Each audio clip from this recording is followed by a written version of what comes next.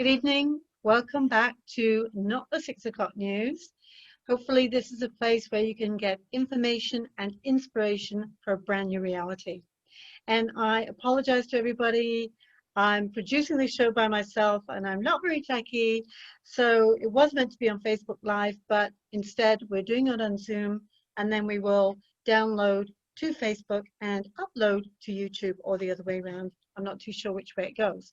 But hopefully next week we will be back on Facebook Live because I really feel that I have more of a connection with you on that medium.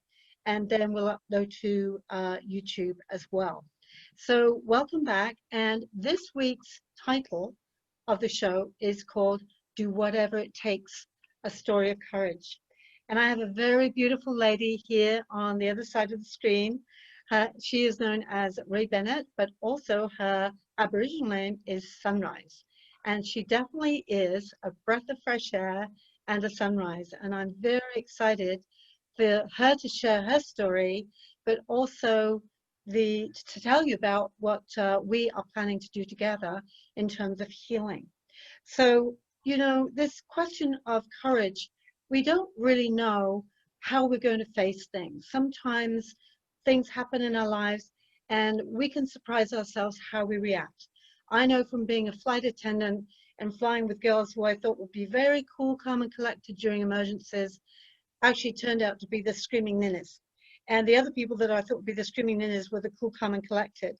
So, and I didn't even know myself how I was going to react in certain situations. So when our backs are up against the wall, how do you think you're going to react? Are you going to run for the hills? Are you going to find something that you find deep inside yourself that you didn't know you possessed? And you're going to face that thing and not just survive it, but thrive it. So my guest tonight, Rae, so Sunrise, we're going to call you Sunrise on the show, right? Sunrise? Yes, Okay, definitely. Good. I met you a couple of years ago at the Akashic Ranch, and we had a nice connection. I knew you were First Nations, of course. I've always felt this massive, I want to say, attraction or empathy towards First Nations. I think I must have been First Nations in a past life. I don't know, but I've been around various bands in various situations. Once as a healer, which had a huge impact on me, and I think ever since then I've always dreamed of working with First Nations people, and now especially youth, because we're going through these changing times and it's getting more and more challenging. But you know, your story, when I met you recently and you told me your story, I think my mouth must have been hanging out because I thought, wow, that would make a hell of a movie.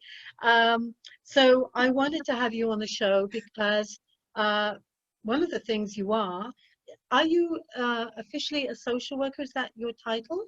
Or is there another title that you have? Yeah, there's another title. I'm an official Aboriginal education worker.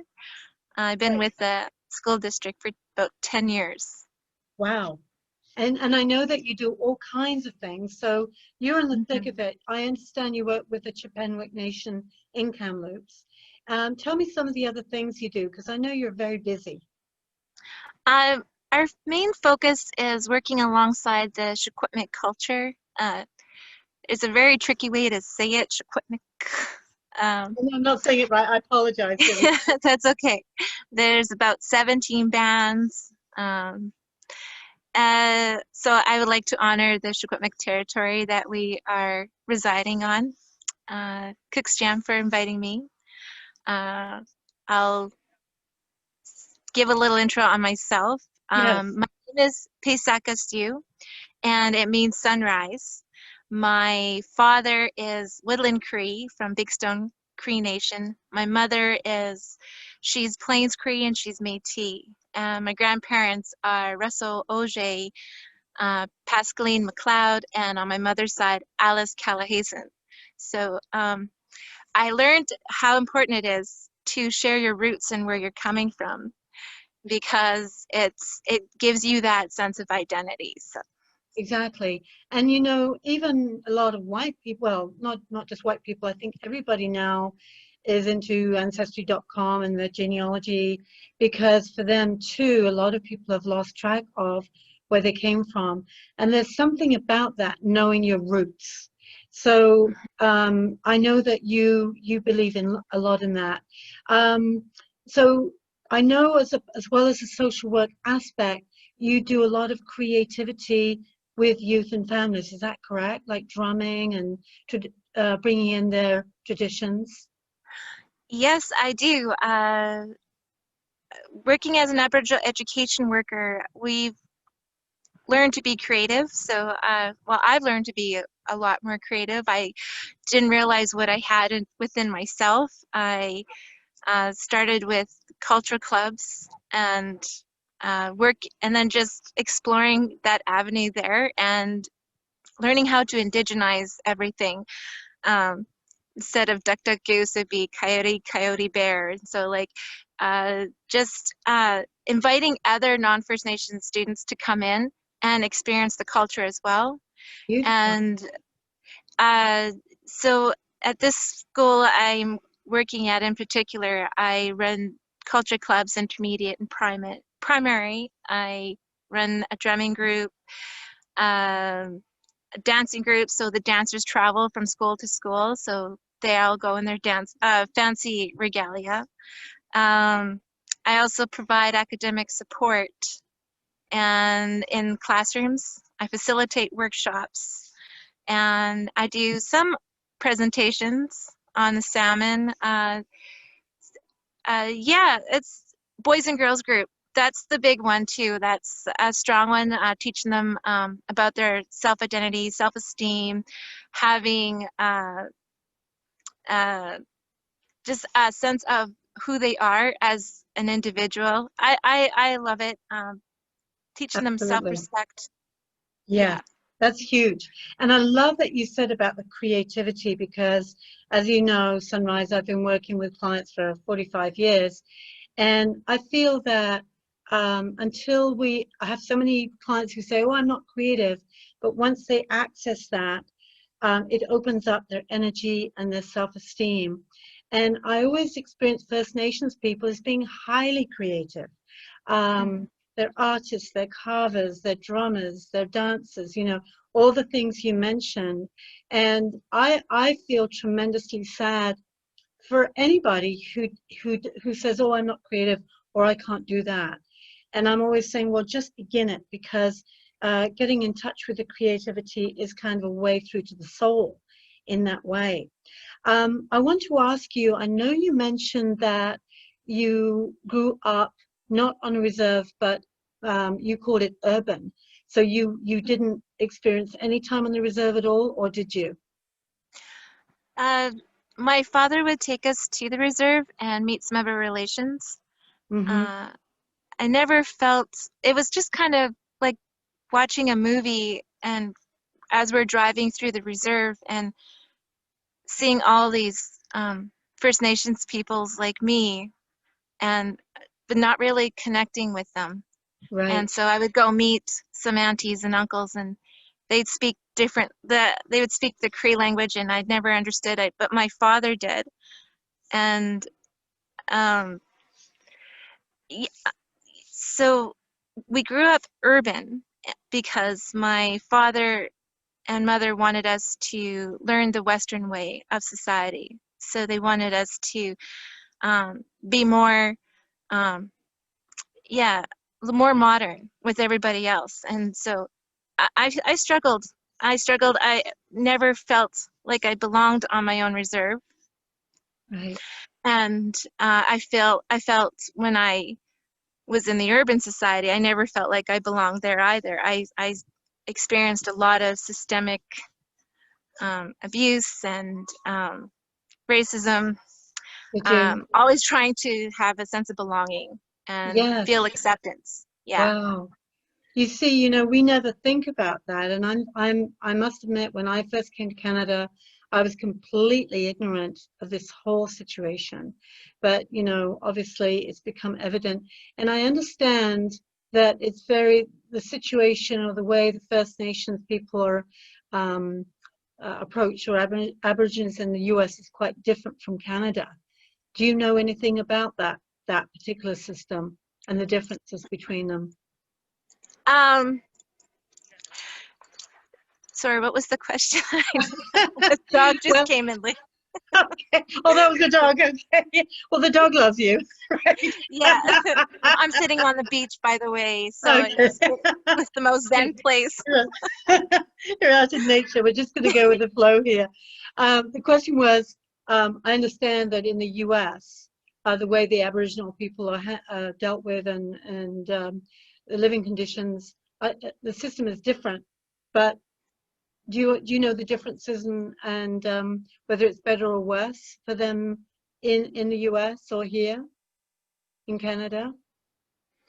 I believe whatever I'm experiencing, it's happening all over the world, even as far as New Zealand, Yeah. Australia, up north in Nunavut, like up Northwest Territories. Yes. It does. I believe we're all experiencing it. Yes. It's an interesting question. I feel. I just feel it's just interesting how different churches became involved and how they tried to conform us to a certain way of being. And Exactly. yeah, I used to think, what would have happened if the abuse never occurred and they did Yeah. conform us to that way of being and we became all these educated individuals just like them. I really used to think that a lot when I was growing up. And I always used to imagine how different our world would be. Um, Well, let's Again, always trying to find a way to accept. yeah. Well, let's move forward now. Generally speaking, about the situation, what would you like to see? And we'll get to your story in a second, but what would you like to see happen now? I mean, being a white woman and looking from the outside and being a healer, I'm always looking at people and I can tell from their body language, look in their eyes, are they depressed? Are they repressed? Or are they being themselves? Do they have freedom or don't they? And I just feel it breaks my heart every time I see anybody who's not really in their power and is not utilizing their creativity or being happy when they can be.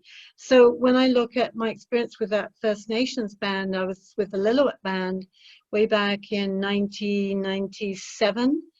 And I was invited, I felt very honored because I was invited to a wellness weekend to do psychic readings and offer some healing.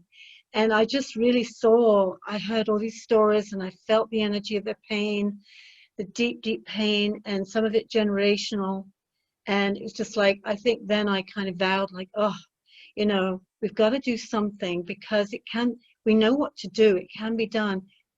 What would your dream be about moving forward for First Nations people here in Canada right now? Well, working in the school, I like how they're instilling the Aboriginal component into our curriculum more. So Good. teachers are now having to research and learn more about First Nation cultures and their traditions. I love how I get to explore that avenue more and be more comfortable with it and teach students about smudging and saging, giving and receiving, honoring the land, connecting to the land. Uh, and it's not just the First Nation students, it's the other students. So it makes everyone feel inclusive because I Yeah, feel honoring the land is so crucial to our survival. All the healing circles I've been to, it doesn't matter, Mother Earth, Gaia, it's this is this that's is right. our this is our place, and this is our heart. And so, Yes. and we're all one. And so Yes. with I would like to see, I love that we're finally getting more culturally aware and we're starting the healing process.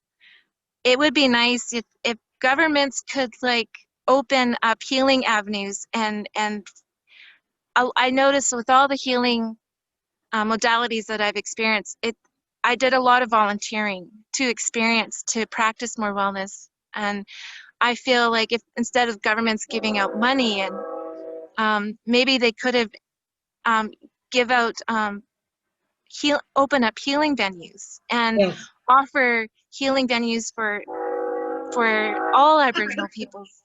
Yeah. I feel that's the beginning of our of moving forward. Right. And it's the beginning of us waking up our ancestors. It's the beginning of us tapping into our inner divine and our creator within.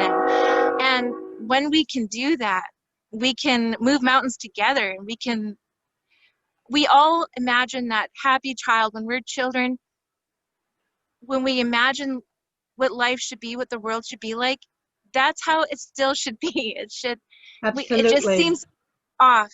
I just feel Absolutely. growing up, it just, whatever it is we're going through, it just seems off, and I just know it's not right. And the way the system's being run, and now I know we're going through a shift. Yes, absolutely. I want to just comment that the train in the background was kind of emphasizing what you were saying, going, yes, sunrise, you're right.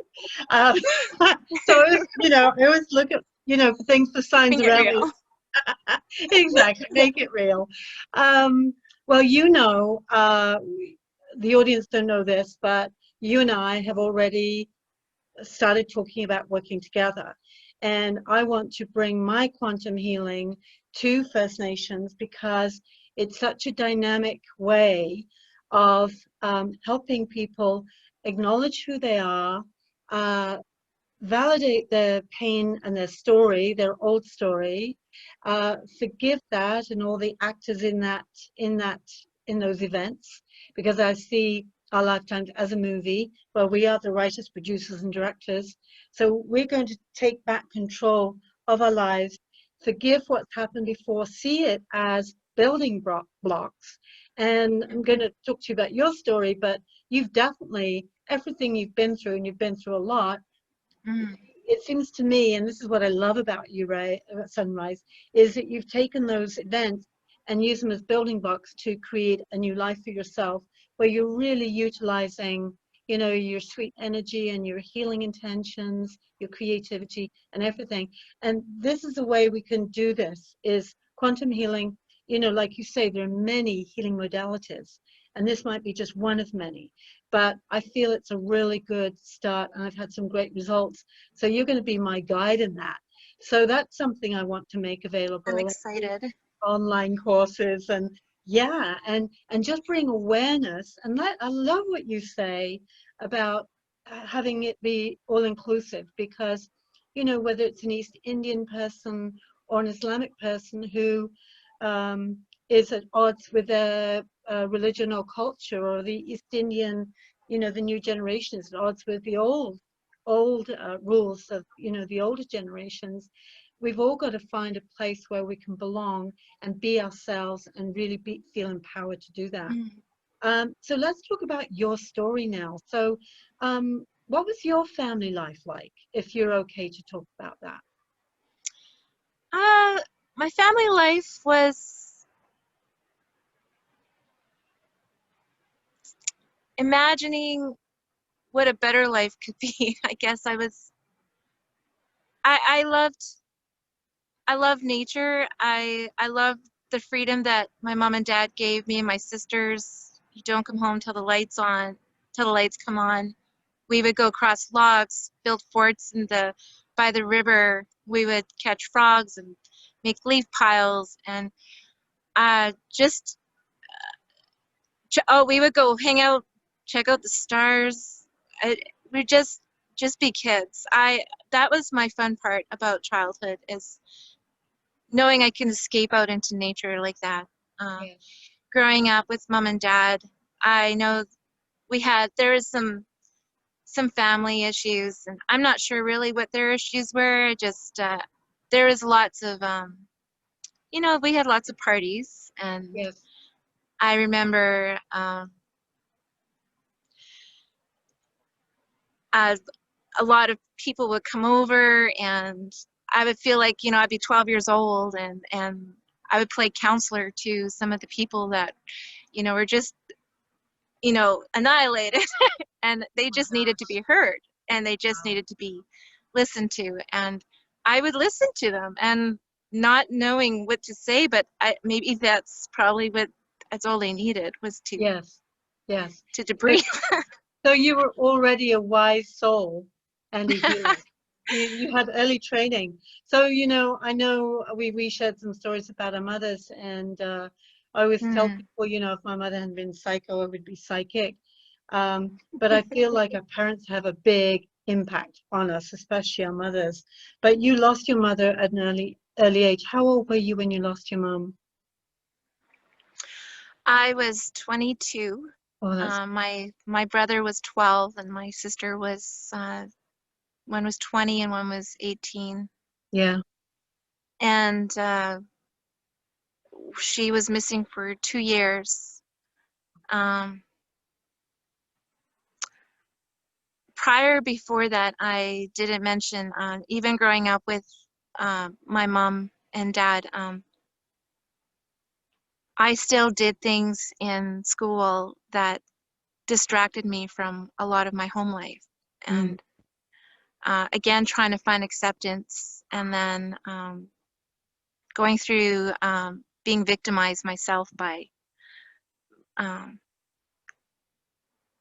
through through being gang raped, yeah. and then trying to get past it without telling anybody, so I internalized it. Yes. And I just wanted to find love, and I just wanted to, I didn't really have an identity. I loved my mom and dad, and I loved the hunting we did, and the berry picking, and the picnics by the river. And I love how my mom made me a homemade dollhouse, and like Mm, it was very hard for her to um, show her love or hmm. tell me she loved me, but I knew she loved me just by the way she showed it through some of her actions and Right. her. And it wasn't until after she went missing, and then after her body was found in 1999. She went missing in 97. Mm, I My ex-husband and I went on a quest for searching for a new destiny, searching for God. Um, so we experienced several churches together, wow. like Anglican, Christian, Pentecost, Catholic, Mormon, Christianity. Um, so we moved across Canada and experienced different rich diversities and Well, cultures. can I ask you Yeah. which was your favorite church, or did you have one, or did you think they're all full of it? Oh, I can tell you. Well, there's a couple. I did like the Jehovah's Witness. Wow. I One of the favorite ones I also liked was the Pentecost. They have a fire for God, and um, Okay. but the best one of all of them was the United Church. So uh, five churches came together, and they all took 30 minutes each, and then shared their religion. Oh, And good. so yeah, and it wasn't until I was in college in Nova Scotia studying social work, I needed to take a cultural awareness, and that's when I started to explore my own culture. And then, That's your yeah, spirituality? Is that when your and that's where my spirituality beginning? spirituality started to Yes. embark and started to grow. Yeah. Yeah, it's beautiful. I mean, we discussed this. I had somewhat similar. I wasn't forced into religion at all. In fact, my family are a bunch of heathens, actually, and it was me that went off at 7 to the church and said, "No, I need to go to church." But I questioned it every step of the way, and I did religious instruction in school. But I've always been a questioner and go, "Well, does that make sense?" And trying to fit Mm, everything together. But I love religions. They're fascinating because they're a school of thought. It's a way of thinking. And as long as I feel, and even spirituality, I challenge that sometimes. And people challenge me, of course, being a psychic, always. So do you think that's where you got your strength from all those doctrines? Did that give you strength? uh, Partly, yes. I believe it gave me belief. Um, I've experienced some traumatic circumstances that occurred beyond my control afterwards. I remember when there was a period when I was on my own and I had no food and I had a baby on the way and my son was only 2, and I remember praying. I remember contacting my friends over out west, and I remember asking her, what do I do? And she said, find a church that has a fire for God. And so I I did just that. I put my baby in the stroller. I'm pregnant, went down, and it was the ironic thing is they said, you know, you're at the right place when we have a fire for God. And it just was awesome how that worked out. And then I asked them for assistance, and they gave me $10 in nickels. And so I went to Sobeys and I got like a little thing of butter and some bread and some hot dogs and right. And then I was grateful, and I was thankful. I was thanking the Creator because she said just before that she said my friend from Cold Lake, she said, Rae, I need you to go on your hands and knees and pray to God and ask your cupboards to be overflowing with food. And I did that. And that's when I went, and then I went to the church, and then I got the $10 in nickels. And after I prayed, a couple hours later, a lady from the 3rd building, never met her, Right. noticed I was pregnant and that I was Aboriginal, and she connected me with she had someone on the phone, and I went and spoke with her, and she goes, I heard you're pregnant, you're Aboriginal, can I come over and do an assessment? She came over, and she could see that I'm just barely eating the minimum. And when you're in Nova Scotia, you being on assistance, you get minimum, right? So they pay your rent, and I had $175 to survive for the month. And yeah, so she said, I just want you to know we're going to have milk, eggs, and orange juice delivered to your door every Friday. And then she asked, can I look in your, I was so excited. I was like, thank you, Creator. I was like, yeah. And then she said, can I look in your cupboards? And I said, sure. And then she saw that they were empty. They barely had anything. Yeah. She leaves, comes back later in the late evening, about 8:30 at night. And she has bags and bags of food.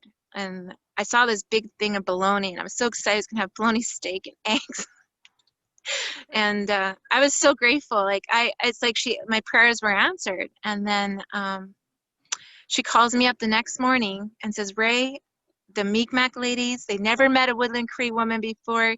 You need to come down to that counseling office and come meet us. And so she came and picked me and my baby up. And once I got there, there was 2 huge long tables full of food, like crazy. Like I just cried, and I couldn't believe that was all for me. And I said I didn't know how I was going to get home. They said, we'll help you. They took all the food home, brought it into my house. My cupboards are starting to, they're flowing. They're starting to fill up, and I'm not sure where to put any more food.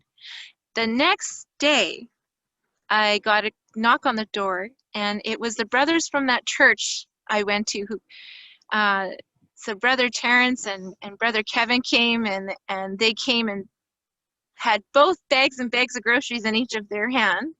And they said, Rae, we felt sorry for giving you $10 in nickels. And so here, and I said, well, I don't need it. I said, you can give it to someone else who needs it. And they said, no, this is for you. And I said, what am I going to do with all this food? And they said, well, you're just going to have to get to know your neighbors. And that's how I became the favorite neighbors. So I learned that having faith and believing, that really helped me get through. Yeah. And that's so true, because yeah, that's what I tell people when they're on the brink. I've often found, I haven't been through exactly what you've been through, but I've been through other situations where I had $5 to last me like a month. I'm going, okay, how's this going to work?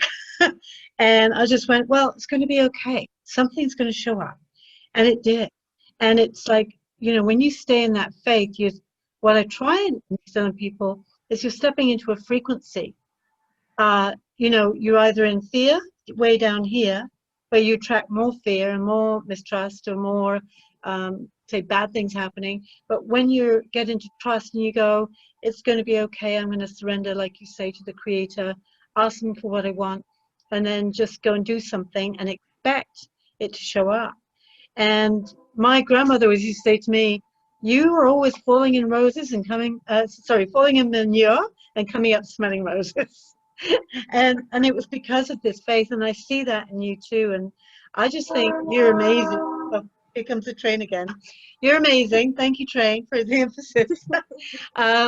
So I just want to get back to a little bit talking about the general steps for moving forward for First Nations. I know you can't speak for everybody, but when you look at the whole picture, do you think it would be a good idea to move people away from the reservation type life and integrate into, or do you think they wouldn't want to, or do you think there'd be a lot of fear around that? What do you think I the believe, process is going to I be? love the quote. Wayne Dwyer says, when you're ready to receive, the teacher will appear. And I feel a lot of after working with families and learning how they're still in survival mode, there still needs to be a lot of healing for them to take place. And when they're so blocked, Yeah, and they can't receive, and they can't listen to the Creator that's within. right. And what started for me was just a simple healing circle. Grand Prairie, Marge Mueller, amazing, inspirational role model and mentor and woman. Yeah, And that was coming together with a lot of First Nations. We had, the odd non-First Nation, right. and learning that I wasn't alone. That was a big step for me. And that was coming back from Nova Scotia, and then coming back to the west side of Canada, and then it just kind of what that did is it encouraged me to go back to school and educate and become more educated about myself. And but something that I always felt that really helped me was education and learning, just learning about healing, learning about wellness, learning to be better than yesterday. Yeah, And I'm not perfect. I have my faults. I made some poor choices, but I learned gifts from all those choices too. So all this with the circles today that I go to, I wish I could see more Aboriginal people coming together. The healing wellness places, I'm excited to hear what quantum healing is going to be like. oh, I have I know breath works, and so what I've learned, I wanted to know what works for you may not work for me. Sometimes yoga, exactly, meditation. exactly. I listen to guided audio books online, and that's free. And Yes, when I want to go to something, I will volunteer. And I learned that if you really want to be part of something, then money shouldn't be. an issue. Shouldn't let money become in the way, and No, it will come exactly. to you. So like, I just keep having faith and trusting in the universe. And I Let, let me ask you I think this. Aboriginal needs to connect with their land and uh, sweat lodges, and Yeah, there's lots.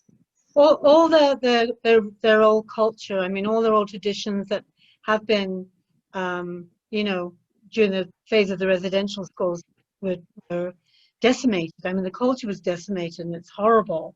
In some ways, I think it's worse than, I mean, I can't say this, but, killing somebody's spirit is actually worse than killing them in a way. That's what I always feel. And I hate to see people with crushed spirits or crushed souls. And, as you know, there's been a rise in suicide, 33% in the last 20 years. And mainly men, many, somewhere between 20 and 40, lots of women too. And I just feel there's a hopelessness with everybody. But, the lower down you are on the scale in your own mind, whether that's true or not, the worse it's going to be for you. So I'm very excited about the quantum healing too, because as you said, it may not be right for everybody, but I want to show there's two parts to it really, because I want to show all you these energy dynamics that we all have. So how we can expand our aura so we're not going to be bullied, even when we're not feeling safe, how to bring in our spirit guides or our angels, using spirituality if they want it. Just showing what's available to them so that when they are ready, they can choose that thing. And it's on their own time. Because I know from having been hurt, you know, there's a time. You've got to grieve. That's a whole process in itself. And then you've got to be validated for your pain. You said it, you know, you felt so alone. I felt so alone with my psycho mother because everybody else had lovely parents. I felt I'm all alone here. And that loneliness did a lot of damage to me as well, because it made me feel isolated and I got depressed and all that kind of thing. So I know the kind of layers that we need to come through in order to get that. And quantum healing and all the other stuff I do are just on offer. My question to you is, do you think, okay, I'm going to go back one. You said, you know, First Nations need to connect to the land and feel their place in it. Now, I know you know I've had many visions from something I call divine intelligence about the future of the planet. And even COVID was in there. So a lot of these visions have actually come true. Another one of my visions was that the Aboriginal peoples of the world, so the Abos in Australia and the Maori in New Zealand and First Nations here, would actually, there would be a flip. And it might be on the other side of COVID, I'm not sure. But they would actually come back into power. And they would be showing us how to live on the land and how to live with the land and on the land and take care of the land. And so they would come back into their rightful place. I don't know. I feel like that's about, it could be 1, 2, 3 years from now until that's fully realized. But I'm feeling like there's a wave, and I think that's why I'm feeling this now. I'm being guided so much to do this work and bring this, you know, affirmation back that now is the time. Do you think First Nations people are feeling that too, that they're getting ready to step back into their power, to kind of come out a little bit? I feel it's starting to become more and more evident. I feel I after everything that I've gone through, with all the tragedies and the trauma and the challenges, the trials, I just never gave up. And I think the First Nations, if we can if they could explore different healing avenues, you know, quantum healing, whatever, connecting with their culture. There's a lot of them that I've connected with that tell me that their culture was taken and they don't know how to reintegrate their traditions into their own life. And Right. I feel, though, the more I'm awakened, the more, like I said, I receive. I feel if I need to smudge, I'm going to smudge. And I feel I'm going to connect with the trees. I'm going to connect with the water spirit. When during COVID, with all this hand washing, I am grateful and I thank the water spirit for cleansing my hands. Yeah.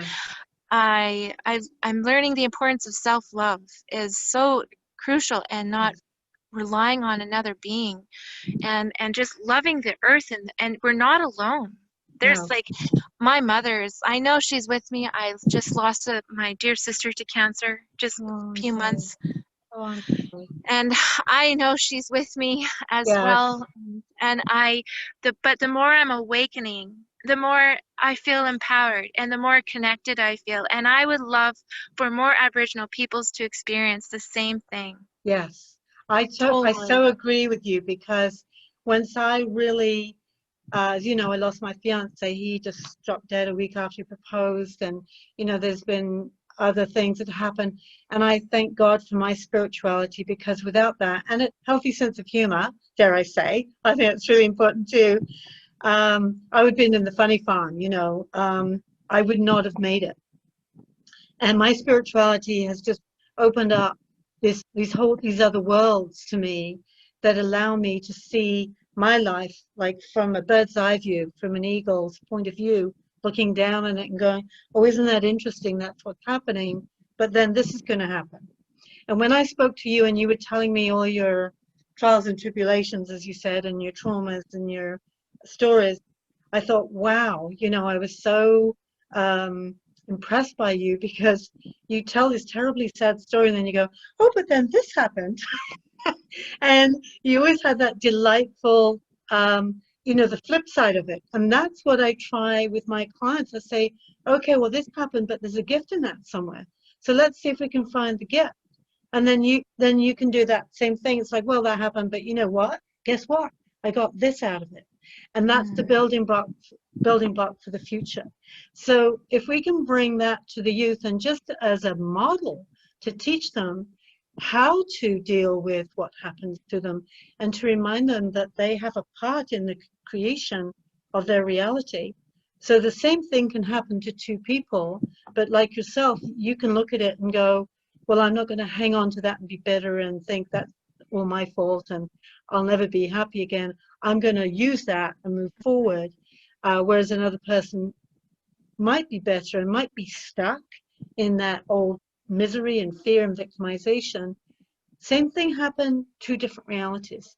And this is what I'm about. You know, why not choose this other reality that can actually help you and serve you and lift you up into that high frequency where the joy is. And you know, you said it, I like it how you said, when we're children we feel this joy, and then as we grow up something's off, you know, we get off track. And I'm always kind of wanting to steer people back to center, where the joy is and where your soul is speaking to you to say, go hug a tree, or go smudge, or go talk to the great white spirit, or whatever it is we're feeling the urge to do. And when we love and respect ourselves, then that's what happens. So I thank you, Rae, for that. That's really amazing. I know we're going to get together very soon, and you're going to experience the quantum healing. So I'm excited about that for you. I think you're going to be a pushover, because you've already done a lot of the work in a way, right? You've already... Well, there's always something. Oh, absolutely.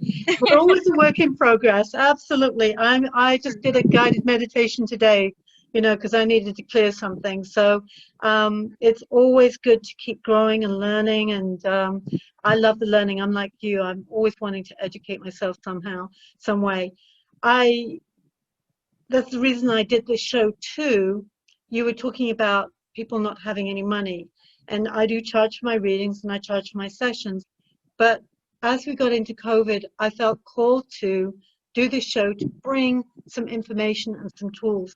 So just letting your people know that if they want some guidance, they can go to YouTube, find Not the 6 O'Clock News, or all my little videos. And I've got 5 tips how to talk to dead people, or 5 tips how to forgive, or 10 tips how to let go of guilt, this kind of thing. And that's free.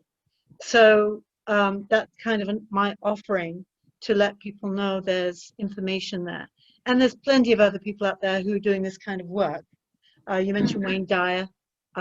He's one. Oh, everybody. Eckhart Tolle, Eckhart Tolle, Deepak Chopra, and Dolores Cannon, L.A., Abraham Hicks, and oh, for sure. And I love listening to music too, native flute music. I just, whatever wellness, salt baths, like just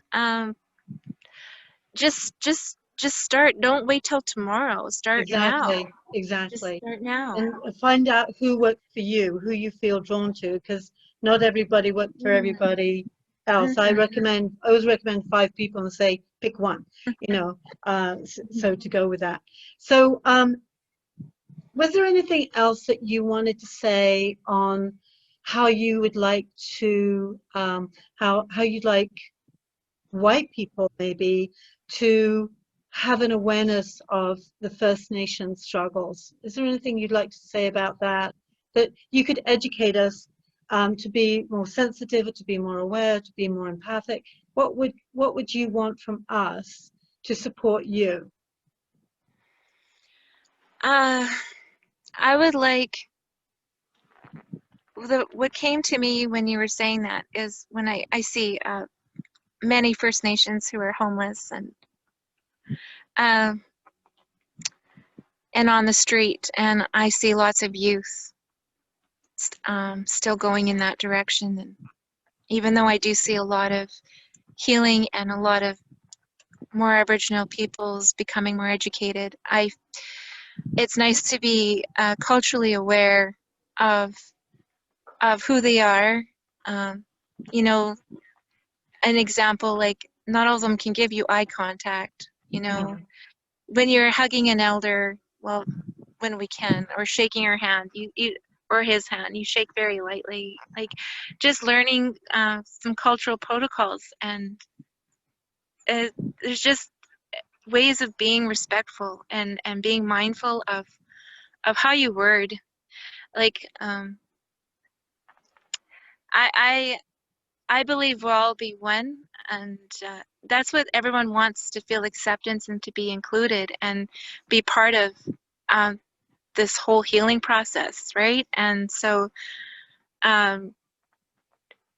offer compassion and just check in and say hello and just be kind. That is the biggest one, is all we need to do is be kind, and Exactly. you choose you choose how you want to be. You choose the direction you take. You choose your path. You choose your words. Yes. Just choose to be understanding. Yes. Yeah. And be and learn to have more unconditional love, because I didn't realize what I'm capable of until I got all this education. I didn't know what could come from my own heart. I didn't know I could be this creative, and it's made me choose to be a different mother. Yeah. It's made me choose to be a different sister and daughter. Like Beautiful. and a friend.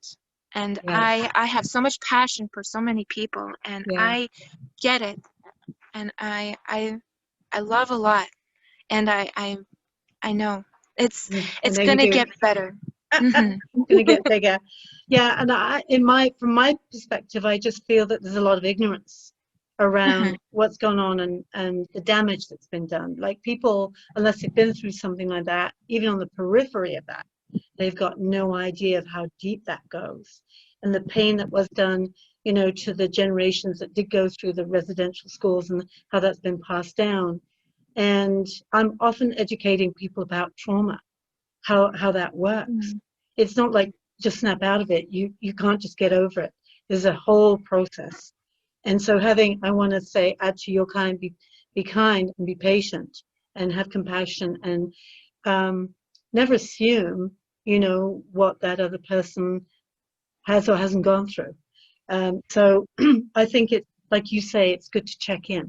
It's good just to check in with an open heart, with an open heart. Yes, and you don't have to take on their No. their trial or whatever they're going through, their process, because they are going through their own process. Yeah. And yeah, so I'm not expecting people to, you know, Give them a home or anything. Right, exactly. Like inspire them. Our job should be to inspire them and redirect them. Yes. And because we're not doing them service when we're, you know, and it's not just them. It's anybody that Exactly. Human beings. human beings. Yeah. Human beings. No human doings. Anyway, I want to thank you so much. I'm just going to kind of bring the show to a close, because at the end of the show, I always have a little ritual. And first, I want to thank you so much for sharing some painful parts of your story. And I know there's a lot more. And one day, I think you're going to write a book, and there's going to be a movie about you, Sunrise. You know, that would not surprise me at all. That's my vision for you. But in the meantime, you and I are going to work together and do some beautiful work. And who knows, this might be on our own TV show next year. That's a possibility. We're working towards that or around that, but we're going to begin the work anyway, and I'm going to be very excited to work with you. You're going to be my guide in that process, and I'm going to be guiding you in other ways. So we're going to have a great team. And I couldn't ask for I think you're the most perfect person to work with me on this project. So I'm very excited to begin it. So I'm excited too. we're going to do good stuff. Okay. So what I'd like to do at the end of the show is also give a shout out to everybody that has been going through tough times during COVID.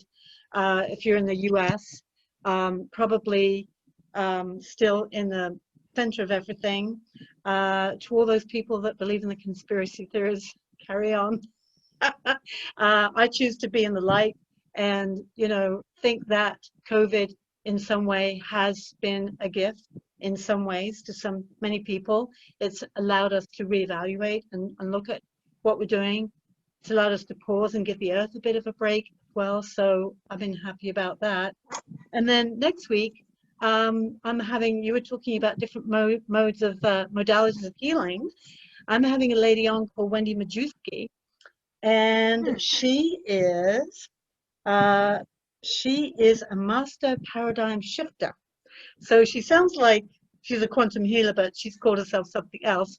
And I know her modality is slightly different from me, but she's an amazing lady. So she may be somebody else that we can invite into our program and, just have offer different modalities and see who can be effective for which personalities and for which use and families and generations.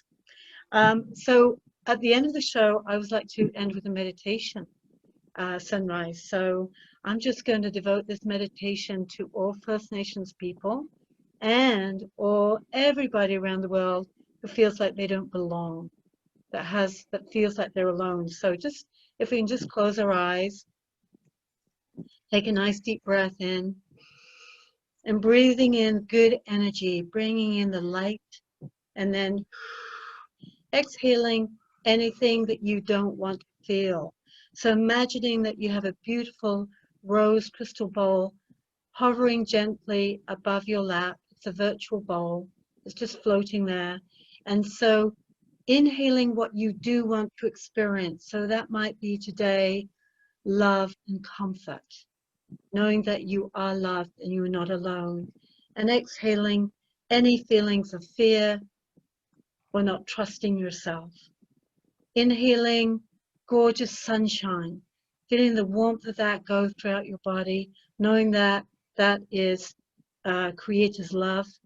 You are definitely watched over by spirit guides and angels, and let that warm sunshine go right throughout your body, heal your physical body, and then spill out over your physical body into your aura. And let this beautiful white, yellow sunshine light be your layer of protection so that you feel safe within that, so that nothing and nobody can hurt you at this time. You are safe in this bubble of love.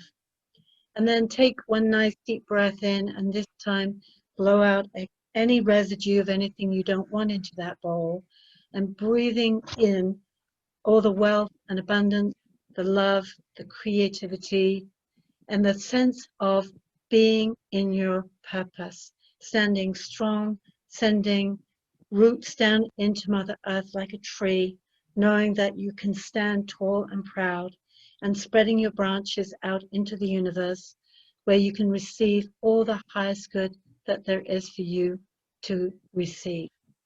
Amen, so be it, and so it is. And when you're ready, what's that? I said all my relations. There you go. There you go. And thank you to God bless all First Nations people everywhere around the world. And may this world very soon come back into balance and your dream becomes reality. Sunrise, where we are all one. And Aboriginal people are showing us how to be on Mother Earth and honor Mother Earth and each other. Amen to that. Okay. Namaste, everybody. Namaste. Namaste.